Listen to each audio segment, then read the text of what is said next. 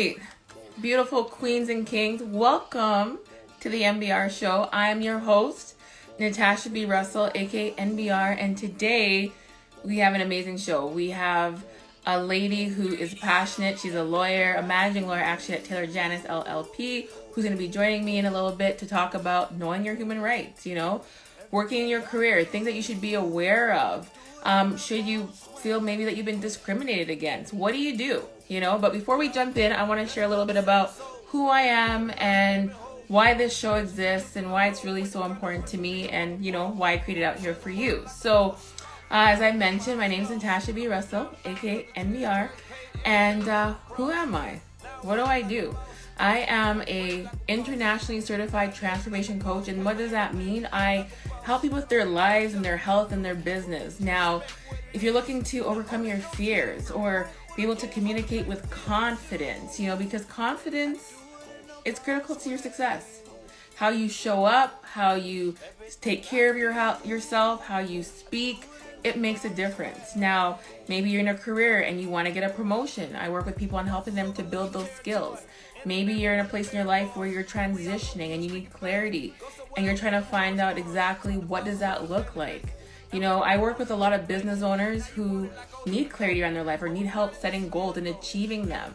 A big part of what I do too is mindset coaching.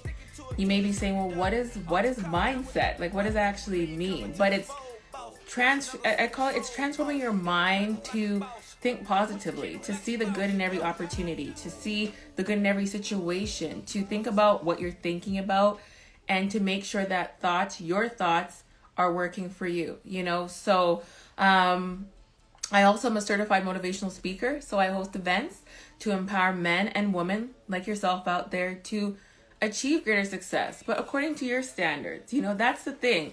You got to work towards achieving what you want for you, nobody else. Because if you're chasing someone else's dream, the truth is you'll be very unfulfilled. If you're going into business just to make money, but with no big why, then really, why are you in business? The whole point of being in business is to provide a value, to provide a service, to provide a solution. So I work with business owners predominantly in helping them to do just that. Get clear on their goals, create the strategy, and then execute. I also do some PR. I own a PR agency, and we help you get in your brand in the public eye. So again, what is PR? Public relations. It's all about building mutually beneficial relationships. And in everything we do, people, that's what it's about. We're building relationships wherever we go. And I want to help you do that on the business side. If you have a business and you're really big on how do I build my brand? How do I communicate with confidence? How do I overcome my fears? Because I know public speaking is not an easy thing to do. I definitely want to work with you. If you have some health goals that you're working on achieving, I want to work with you. So that's a little bit about me. And I definitely want to hear about what you guys are up to out there. So how do you get in contact with me? A lot of people have been asking, how do I work with you, Natasha? Or how do I at least get on the phone to talk with you to see if it's a good fit? Well, I want to encourage you just to go over to my website at natashabrussell.com.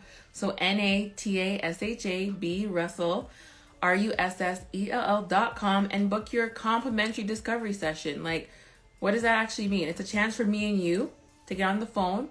Now with COVID, we've been doing a lot of definitely, which works well on Zoom, that platform, and we get a chance to talk about your goals, your dreams, what excites you, what do you want to achieve, what does that look like, and then I tell you or share with you some things that you can actually do to achieve those results.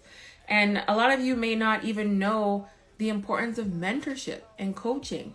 I have a mentor as well, and she's what you call a master coach, and I look to her to help me in my business as well, to help me to look at other opportunities and to extend my reach strategically to my audience. And what do I want to bring to the table? So it's so important to, I talk about purpose, people. We all got one. And when you find your purpose, I say this, you find your life. When you find your purpose, you find your life. And that's what it's all about. Finding your purpose, finding what you do well, and doing more of it. Because that's where true fulfillment comes from. That's where joy and happiness and peace comes from, when you're doing what you love to do each and every day. And if you're not doing that, that's okay. That's why I'm here. Let me help you get on that path. Let me help you get on that journey. And for all of you that are out there watching, I want to know, what is maybe a goal or something that you want to achieve by the end of the year? What does that look like for you? Do you have your own business? Are you in your own career? Or do you want to shift careers? Do you want to get a promotion? Do you have a health goal? Do you have a finance goal? A relationship goal? What's one thing that you want to achieve before the end of this year? And truthfully, I'm looking at it and I'm like, oh my God, people, we're already in like the end of August, literally. September, October, November, December. We got 4 more months until we're at the end of the year. So COVID's happening. There's a lot of things happening around the world globally, but that should not prevent you from moving forward. That should not prevent you from moving forward toward your goals, toward your dreams. And a lot of times it takes you to show up for yourself, to say, hey, I really want this. And because I really want this, I'm willing to put in this. But what is it that you're willing to put in? What is it that you're willing to invest? And that's why I talk big about investing in yourself, people. Invest in yourself, because you are your greatest asset. What you put in you, nobody can take it out, right? Do you agree? What you put in you, nobody can take it out. So you are your greatest asset. Don't shortcut or don't take the cheap route on yourself. Whatever it is that you want to do, I always say this, do it with purpose, do it with intention, do it with clarity. Do it with purpose, do it with intention, and do it with clarity. That, I say clarity will save you time, money, resources. Purpose is going to make sure that what you're doing is fulfilling, and with intention. I ask myself every day when I wake up, the first thing I say actually when I wake up, I say, thank you, God, for waking me up to see a new day. Because truthfully, every day is a blessing. Every day is a gift. And so we got to appreciate that. And then I'm thinking, okay, what does today look like? How can I be more intentional today? Who do I get to serve today? And that's a big part about being in business for yourself, people, is that you have started a business because you've been called to serve a specific purpose, to meet a certain need, but more importantly, to provide a specific solution. So what's your solution? And I'm sure you have one.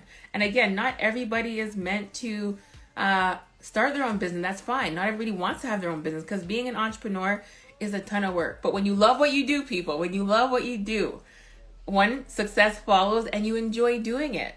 So if you're in a role where, you're there, but you're not really there, you're not really enjoying what you're doing, but you're just doing it to make ends meet, I want you to know that there are other opportunities out there.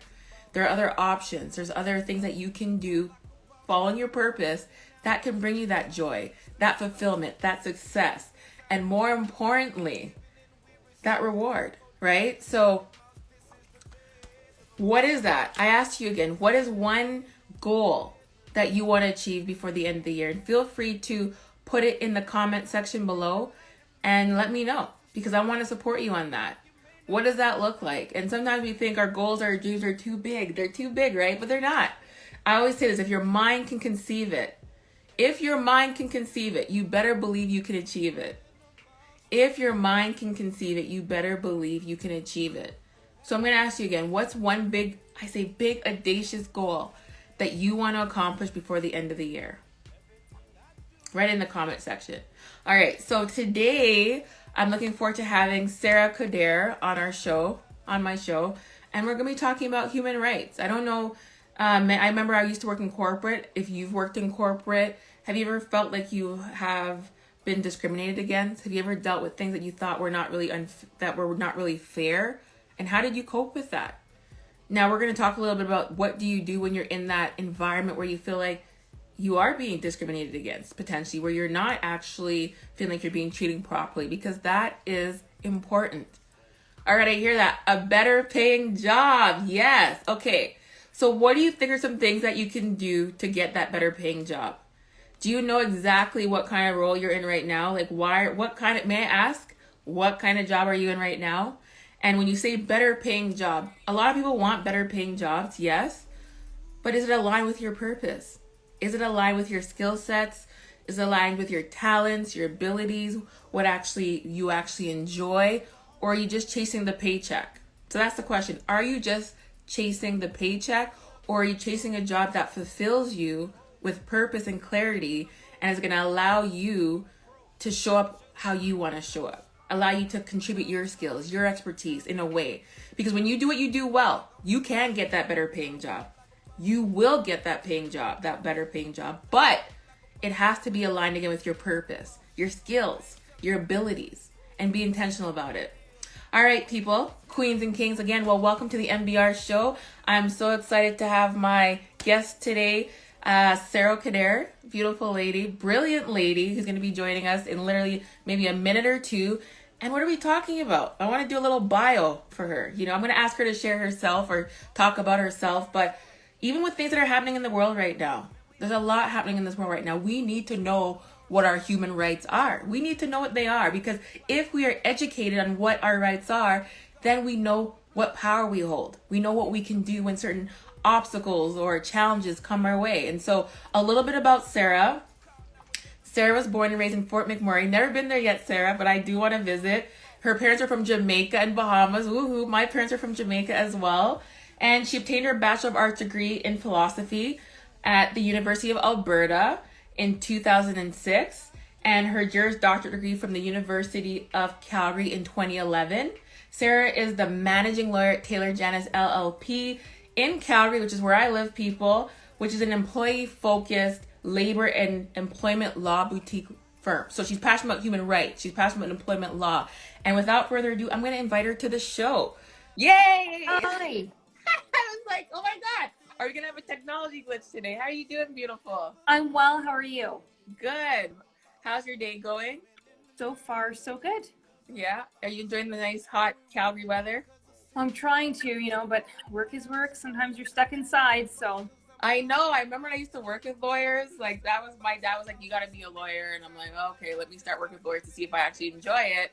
But the lifestyle that you guys live, it is a ton of work, especially if you're working maybe in-house counsel is not as bad, but like a boutique law firm or those bigger firms, it's a ton of work. So I appreciate you being here today. Thank you. And I'm sorry about the technical difficulties. I wasn't sure which link we were using, but we're all good now. We're all together, so it's great. Awesome. All right. So welcome to the NBR Show, Sarah.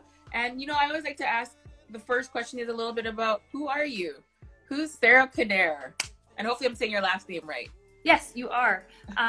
So I'm a lawyer in Calgary. I'm the managing lawyer at Taylor Janis LLP, which is a labor and employment boutique firm here in the city. I'm born and raised Albertan, was born and raised in Fort McMurray, went to Edmonton for undergrad, as you'd mentioned earlier, and then came down to Calgary for law school. But, I've been in Alberta my whole life. My family's from the Caribbean. And that's basically me sort of in a nutshell. I'm married. I've got 2 little kids. My daughter's 3.5, my son's 1.5 years, and we're happy to call Calgary our home. Wow, welcome. You're a busy mom too, wife and Laura. How do you manage it all? Lots of vitamins, try to get a lot of sleep.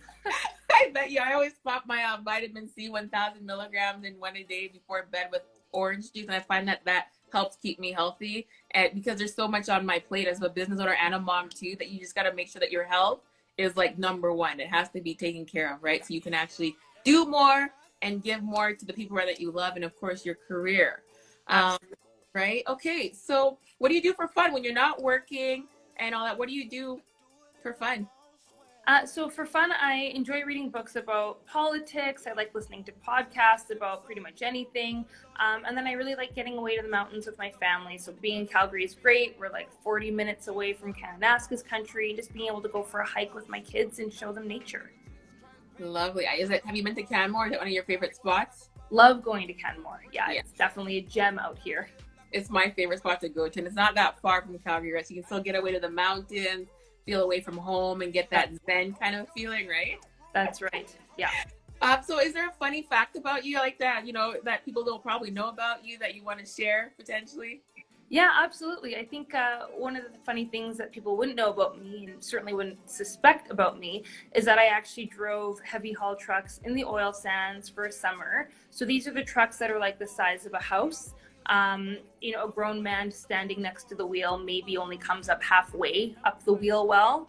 So I drove a heavy haul truck in the oil sands for a summer as a summer student when I was in undergrad, and it was actually a lot of fun. And I really enjoyed it because you're in your truck and you just sort of listen to tunes and zen out while you're like ripping around the oil sands, but it was a lot of fun. Wow, that's exciting. I never would have thought that you would be out doing that, but definitely sounds like an adventure. It was. For sure. Okay, so I always talk a little bit about inspiration, you know, because that's a big part of why I do the show is to inspire, motivate, empower other people, business owners, women and men, that they can achieve their goals and their dreams. And so, do you have someone or something that inspires you to do what you do every day? Absolutely. I would say my biggest inspiration is my mom. She immigrated to Canada when she was a teenager. When she was in university, her parents had passed away. So she was kind of on her own trying to figure stuff out. She's the only member of her family that moved out to Alberta permanently. She, ended up getting a job in Fort McMurray as a teacher when people didn't even know what Fort McMurray was.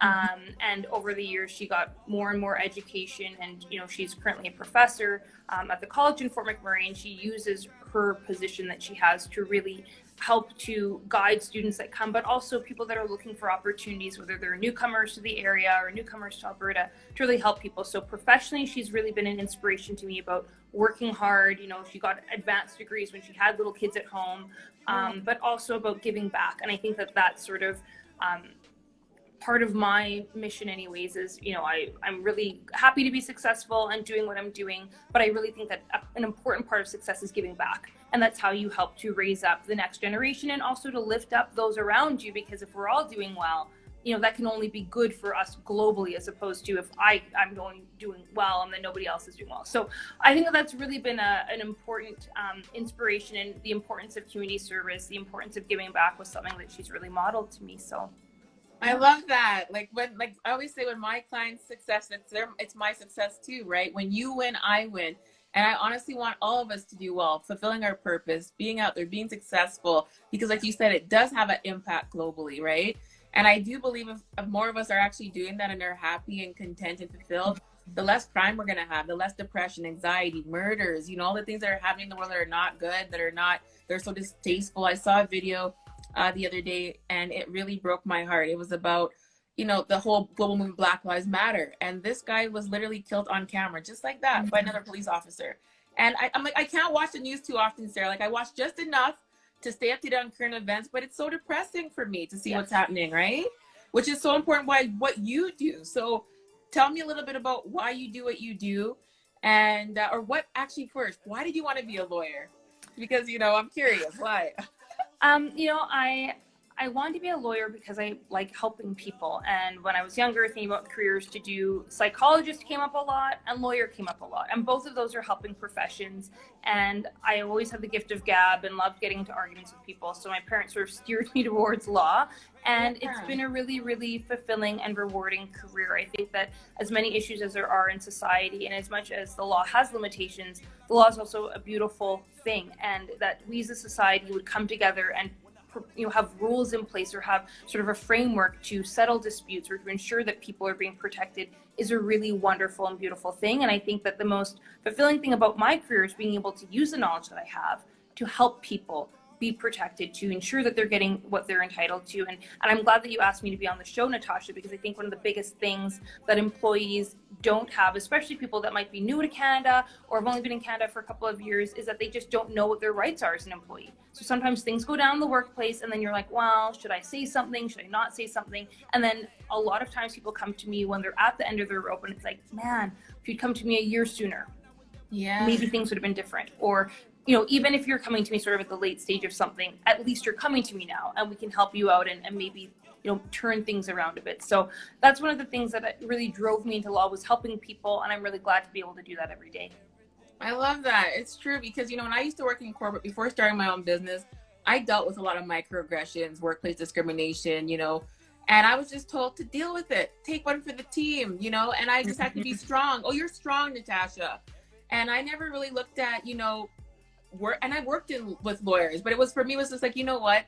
I feel like there's something I just have to deal with. Just, you're strong, Natasha. It's okay. Like, don't take it personal, right? Or maybe, okay, my personality, because, I do come across as being confident, because I am, and I'm not afraid to speak up and share my opinions, but sometimes that can be a threat. So what would you then say to somebody who is in the workplace? What are some things that they should look out for, and how do they know when it's time to contact you as a lawyer to talk about some of their concerns? Yeah.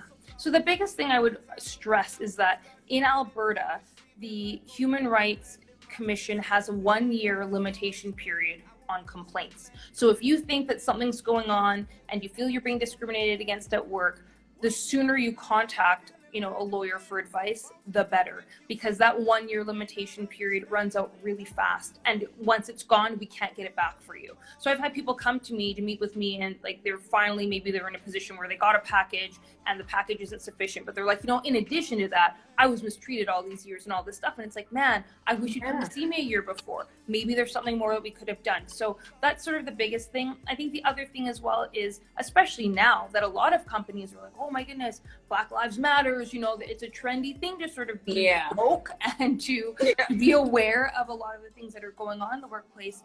Use that to your advantage. If you feel that someone is stepping out of line, go and report them to HR. Ask for guidance, get something formally documented on the record that you spoke out to the company and told them what was going on, and ask for help. And sometimes it's not going to be, a formal investigation that's launched necessarily, but it might be very well that HR makes note of it and says, okay, here's some strategies for dealing with this person, or we're going to deal with it. If nothing changes, then at least you've got a baseline for what was happening initially, what the response is now going to be from HR in terms of, okay, the sort of neutral position or the informal position didn't really resolve things. Maybe you need to escalate it. So that's sort of the biggest thing. The next thing would be documented, because a lot of times when you go to HR with a complaint, their whole thing is sort of aimed at rooting out what was going on, trying to get to the bottom of what actually happened. And so at the end of the day, HR can't help you if the information you're giving isn't specific enough. And what great points there. Great points there, Sarah. So we want to, of course, talk about it, get to HR if you're feeling like you're in the workplace and people have stepped out of line or mistreating you, and get it documented. What do you do if HR is not supportive? So if HR is not supportive, then I would certainly say then it's time to go and speak with a lawyer. Absolutely.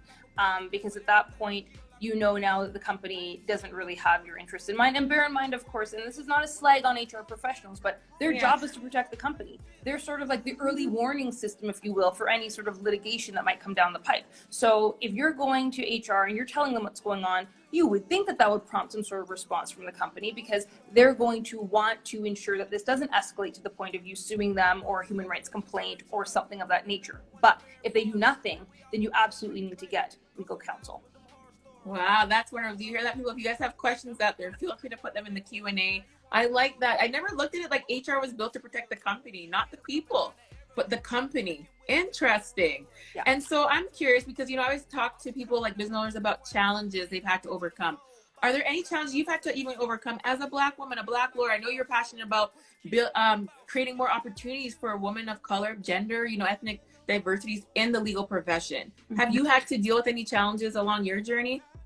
Yes. So for me, there are challenges always along the way. And I think the biggest thing people can develop to assist themselves is grit, meaning you don't give up, you don't back down, you keep moving forward. So yeah, it took me, writing the LSAT a couple times, applying to law school a couple times before I got in. Now, was I sort of selective in where I applied initially? Sure. But still, that was one of those things that I know some people that they sort of throw it out there, they apply, they don't get in, they don't try again. So that was sort of the first little bit of taste of adversity. And then, of course, as you know, law is a very conservative profession. Yes. Mostly men, mostly white men, mostly older white men. And there's no slag against old white men. Some of my biggest champions have been older white men in the profession. But it just means that when you're meeting with a client or you're going in front of the court, they have in their mind what a lawyer should look like. And just think of it. Think of the word lawyer. What pops to mind?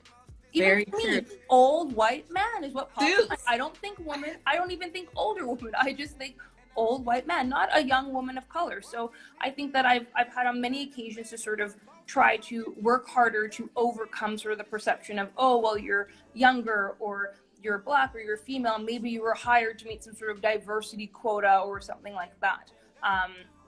And really also too as well, ensuring that, other lawyers don't feel like, oh, they can take, advantage of you because you're younger or because you're Black. And before there were things like LinkedIn, if your company had a website, people would typically go and look you up on there anyways to see who they're dealing with on the other side of a file. And so people would typically know right away, oh, okay, yeah, young Black woman, well, how good can she be? And then, I display my skills or sort of push back hard on an issue and they get a bit of respect. So it's one of those things. I think I've had to deal with some of that. There's always microaggressions in the workplace that you have to deal with, as a person of color. And again, as you said, sometimes you speak up about it and use it as a teachable moment.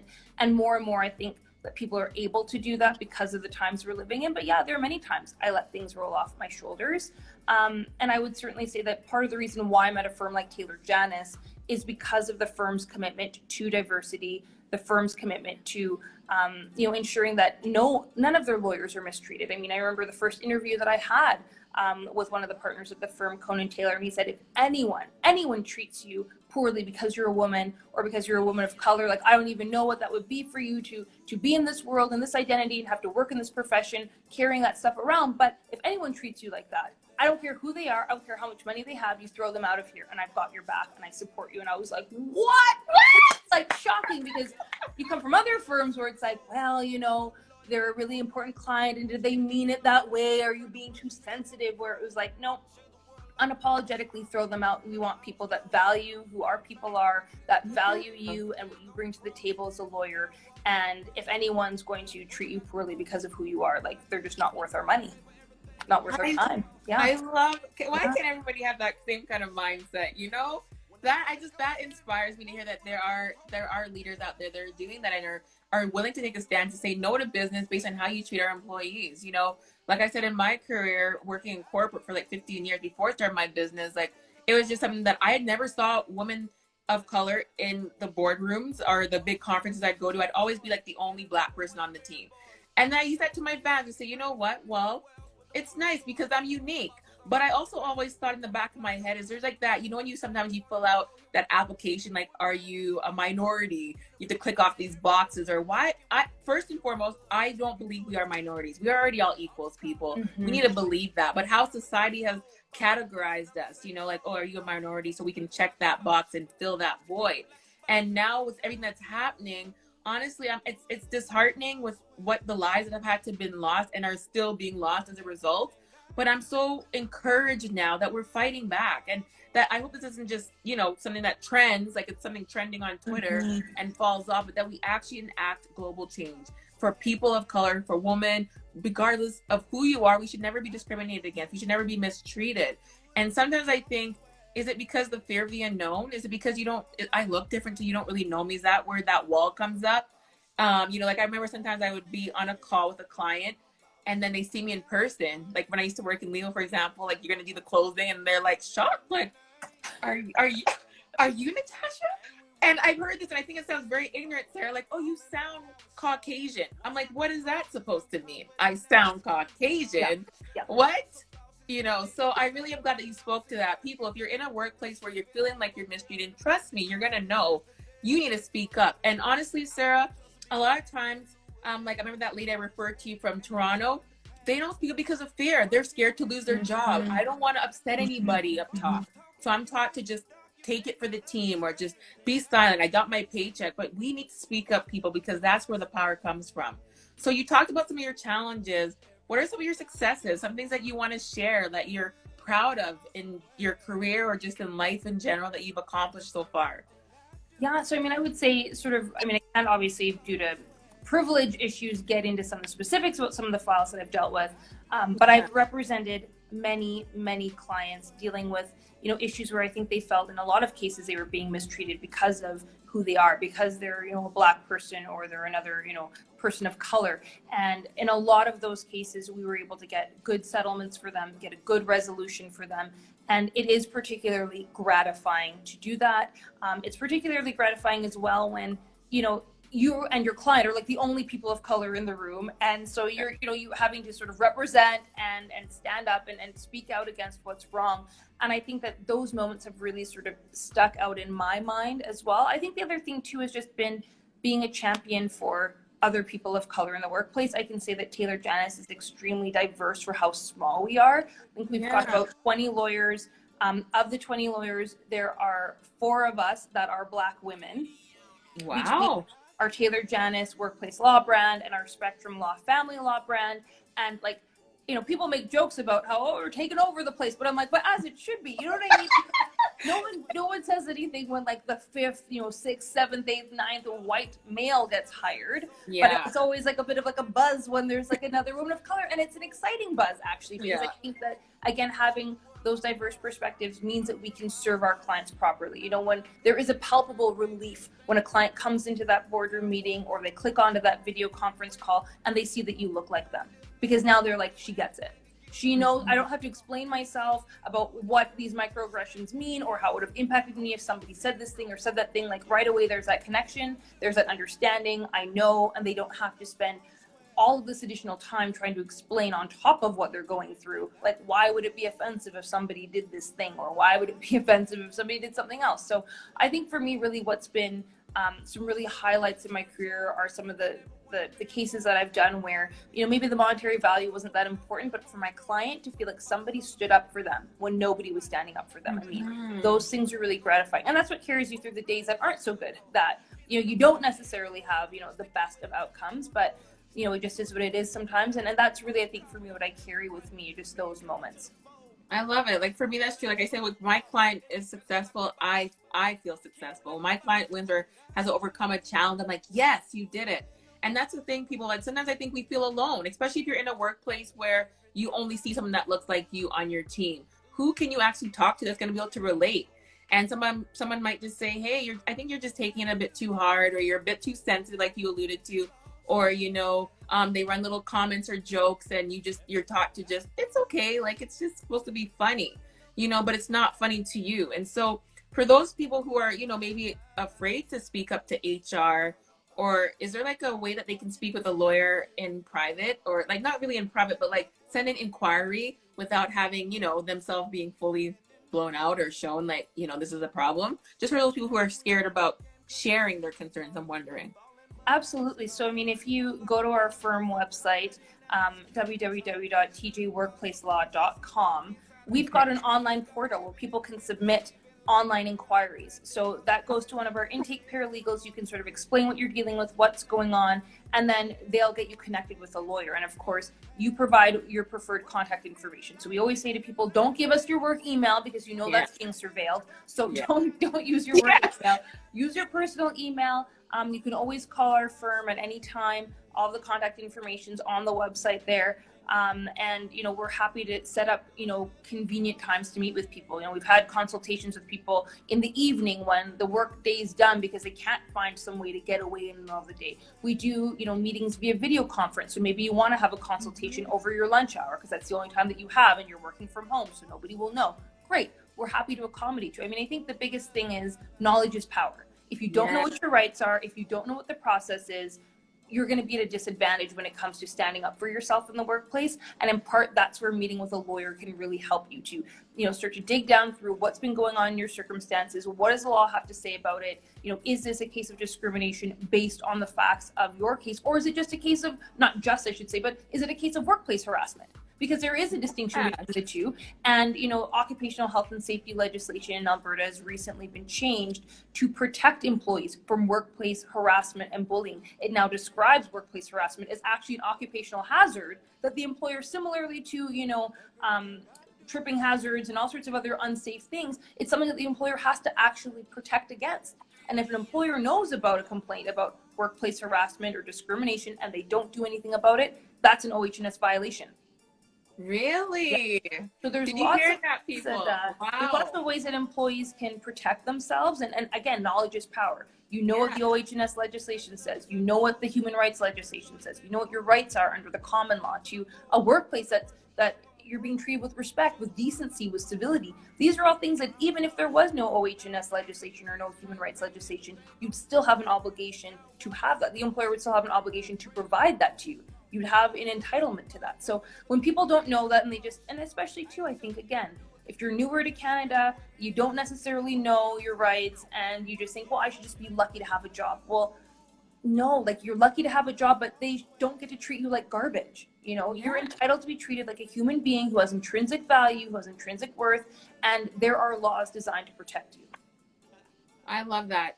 So informative, people. I hope you're taking all this in. Knowledge is power. Absolutely. When you know what your rights are, then you're able to enforce them. So I'm just curious, just given everything that's happening in the climate, have you seen an increase in files or clients coming to you saying, hey, I think I am a victim of workplace harassment or workplace discrimination? You know what? I think that there's lots of proactivity on the part of some employers now to deal with some of these things. But I also think too that, for Black people and for other people of color, I think there's maybe even a bit of fatigue right now. Like, because I'm sure, Yeah. and I don't want to sort of generalize, but I know I and other friends of mine who are Black have sort of had many people, come out of the woodworking to say, if I ever did anything to offend you, like, I'm sorry and I'm trying to be a good ally, and it's a bit exhausting. So I think that there's been a bit of a lull in terms of some of those complaints right now, but I expect that as people sort of have the summer to take a bit of a mental break from all the information and all the news that's overwhelming us, that come the fall, they'll say, you know what, I do need to speak out. I do need to say something about this. But we always have these sorts of claims. We always have people calling us saying, this is what's going on in the workplace. And 9 times out of 10, there's something to it. 9 times out of 10, they're not making it up. They're not being overly sensitive. There has been a violation of their rights in the workplace, and there's something that we can do to assist them with that. Wow, wonderful. I love it. I love it. Okay, people, well, we're getting ready to wrap up. I know you're a busy working mom, lawyer, and wife, so I don't want to take too much of your time. But for the people out there, you did note something. Like, you kept applying to law schools, or you did your LSAT a couple times. Never give up, right? Just keep going. Is there a favorite quote or something that you read daily that you would want to share with people out there who might be going through some things and they don't feel like they have a safe place or a safe space to talk about it, that you could use to encourage them, or even one of your daily mottos? I'm just big on inspiration that you'd love to share today. You know what? I think really it's all about looking forward, and you look forward to tomorrow. Today might be a really bad day, but today is just today. Tomorrow is still unwritten. Tomorrow is a brand new, fresh day to start over. And I can't remember who the quote is attributed to, but the quote essentially says something like, "You're never too old to become what you might have been." And that's the biggest thing, I think, especially in our society. People have the ability to reinvent themselves. You pursued a certain business venture, it didn't work out for you. Try again, reinvent yourself, move forward. And I think that, if you don't believe in yourself, nobody else will have a reason to believe in you. So be your own number one cheerleader. And I think that success will follow as long as you, again, develop that grit, that stick-to-itiveness, that, when adversity comes, you don't give up. You just keep moving forward. So I love that. Is so true, people. I say, like, if you don't believe in yourself, no one will. And I think sometimes we look at the negative, like, being a woman of color, but we need to actually look at some opportunities now. As looking at that as an advantage, right? And not saying, oh, because I'm this or that, I can't get that. Start speaking life, start speaking positivity over your goals. And I love what you, just going back to what you said about your employer. If people don't value and appreciate you for who you are, then do you really want them as a client, or do you really want them as an employer? Do you really want to do business with them? Do you really want to socialize with them? Because yes. I honestly believe that there's good in everyone. And yes, there are people that, are, considered racist, or I've met some of those people too, really ignorant. My professor at Mount Royal, he was very open and said that his parents were really racist and that they didn't like Black people. And I remember sitting in there and thinking, wow. But he was not like that. He was more open, but that's the atmosphere he grew up in. So if we're aware of those things, then we can change it. But honestly, we got to be the one to change it. So let's not allow our barriers, if we consider them barriers, to hold us back, but to help us to push forward more, So Sarah, I know your time is short here, and I want to respect that. Is there anything else you want to say? How do people connect with you again at Taylor Janice? A piece of advice, if people are going through workplace, you talked about that, to reach out on that online portal. Is there anything else you want to say in regards to human rights and the things that I know you have a grassroots organization that you lead as well, that you want to share with others? Yes, so I'm also part of a grassroots organization called Lead Alberta, and we're a group of women lawyers that are really aimed at trying to sort of disrupt the status quo. We joke that we're agitators, and we are really aimed at trying to increase the diversity in the profession. So with, different, lawyers of color, with women who oftentimes leave private practice because there aren't proper accommodations for parents once they start to have kids, and there's another profession for a variety of reasons. That's really what our aim and our focus is. But in terms of things, in terms of discrimination, what I would really encourage people to do is a few things I'd leave you is, number one, document always. Keep a good record of what happened, who was there, if anybody saw. Number two, do approach human resources at some point. Explain to them what happened, how it made you feel, what you need for a resolution to move forward. And if HR decides to sort of ignore you or not take it seriously enough, please reach out to a lawyer and do so sooner than later, because as I said, those limitation periods, the time frames for making a human rights complaint, they're very short under the law. You only have a year from the date of the incident to do so. And if you fail to do that, then there's no complaint that can be made. People can contact us. Our website is www.tjworkplacelaw.com. And you can always find me on LinkedIn, Sarah Coderre. Thanks so much, Sarah. I think you're I've met a lot of lawyers, but you're the first Black woman lawyer I've actually really met and connected with. That sounds pretty bad in Calgary, but honestly, I've got also, it's okay. Like, I love all people of all races, but it's just an honor to have you here today. And thank you for taking the time out of your day to really educate and empower people out there to know that we do have rights and we don't have to take it, and we shouldn't be treated like garbage, and we need to stand up for our rights. We have human rights, and let's put them into action, people. So if you're feeling like you've been mistreated or you are currently being mistreated, reach out. Document it, talk to HR. If HR does nothing, if not, get a lawyer. And I'm sure we'd be like Taylor Janice would be happy to help you, that firm, or Sarah herself would be probably the one working on your thing. You never know if you're in Alberta. All right, Sarah, thank you so much. And we'll connect. I know we're a part of the Calgary Black Chambers together, so I'll see you at another meeting. It's been pretty busy, but thanks for the work you're doing. If you don't hear it enough, I want you to know that I appreciate it. For the people that are going to come after me into corporate or as a lawyer, whatever that might look like, I appreciate the work you're doing to create more opportunities for women of color, men of color, people of color in general. All right. Thank you so much, Natasha, for having me. It was my pleasure. Oh, pleasure. Take care. I'll talk to you soon. See you on the other side. Thanks. Bye-bye. Okay. Take care. Bye-bye. All right. How did you guys love that? Oh my God. I feel so inspired, empowered. OMG. I'm telling you, people, I started working in corporate from 18. And I always dealt with microaggressions. And I knew it was wrong. I think I just ended up saying, whatever. If you're not going to treat me right, I'll find something else. And that's what I did. And I had to build a lot of resilience. I had to get thicker skin, because I knew that if I didn't, I wouldn't be where I am today. If I allowed the people around me to define me, so that they could defeat me, I wouldn't be here today. So for all of you out there who may be dealing with some level of discrimination, workplace harassment, microaggression, what that might look like for you, I want you to know that there are resources out there for you. But if you don't speak up, then how do you get the help you need? So speak up. Use this mouth of yours is built for something. Speak up, because each and every one of us deserves to be treated with love and respect. Each and every one of us deserves to be treated with love and respect, no matter where we come from, no matter how we look, no matter how we talk, no matter what my accent may be. We deserve that. And so unless you believe you deserve it, you're not going to receive it. So as I like to wrap up, people, you know me, I'm big on confidence. I'm big on loving who you are unapologetically, especially in a world like this that is just ever changing and honestly sometimes so depressing. May I be the light. That's my dream, just to continue to be the light. And I'm going to show up when I can in whatever spaces I can to be the light, to let you know that you're amazing, that you can do anything you put your mind to. And no, it ain't easy, but it will be worth it. So let me leave you with this. If you want to get in touch with me, again, I'm a transformation coach. I work with you on overcoming your fears, communicating with confidence, creating healthy habits, mindset, keeping your mind right, and more importantly, setting you up for success, creating that strategy, creating action steps. How do we move forward? And I'd love to work with you. How do you do that? Book your complimentary free 30-minute chat with me at natashabrussell.com. And let's get started, people. Let's get started on achieving our goals and our dreams. And that is mine. You're probably saying, well, what is yours? It's this right here, people. To inspire, to motivate, to empower. So get in touch. I'd love to work with you. More importantly, I'll be back next Monday at, oh my God, I think we're going to September. No, still the 31st. Okay, I'll be back next Monday at 4 p.m. We're going to talk about strategizing for your success. What does that look like for you personally and professionally and in business? All right. Thank you for joining me. I appreciate you. I may not know you, but I love you. I do. And I want the best for you. All right. So keep strong. Keep doing what you do with purpose, intention, and clarity. And more importantly, be confident in who you are.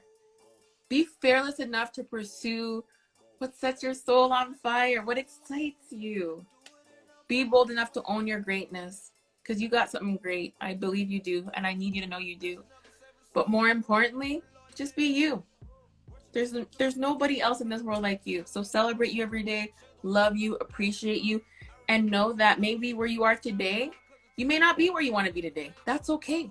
But you don't have to stay there. Every day is a new day. Every day gives you new opportunities. If you believe it, new opportunities to walk into. But first, you got to believe it to receive it.